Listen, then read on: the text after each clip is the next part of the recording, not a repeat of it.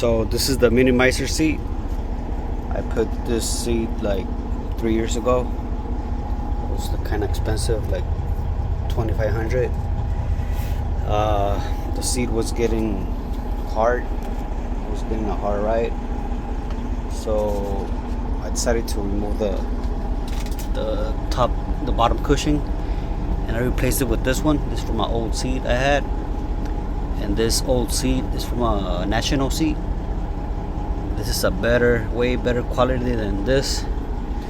I removed the cover already, so this is the bottom part. This is the one with the heating and the ventilation. So this is what you're basically sitting on if you have one of these, or with the heater. So I took out the wires already. So these wires go in here, through here, and then all these cables, they heat up your seat with this stuff right here.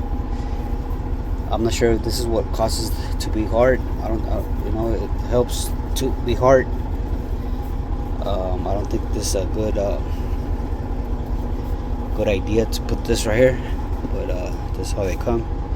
So I already took it apart. This is how it looks from the bottom.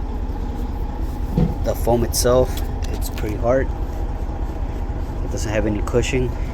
Maybe right here is a little better, but not where you're be sitting at.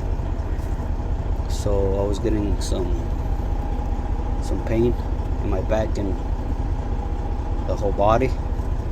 So I decided to go with that bottom part. Later I'm gonna have a custom made one.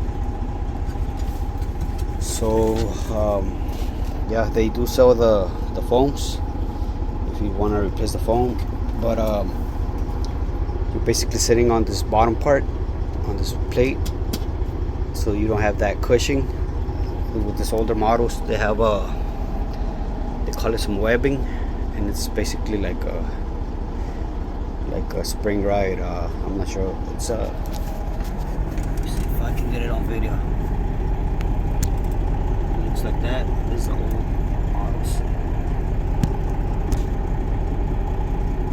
I don't think I can get it on video, but it's basically like a better suspension than this plate, hard plate. So this was just a quick video to show you how these things look from the inside. So if you're having that issue, you might want to replace the bottom cushions, or just the foam itself.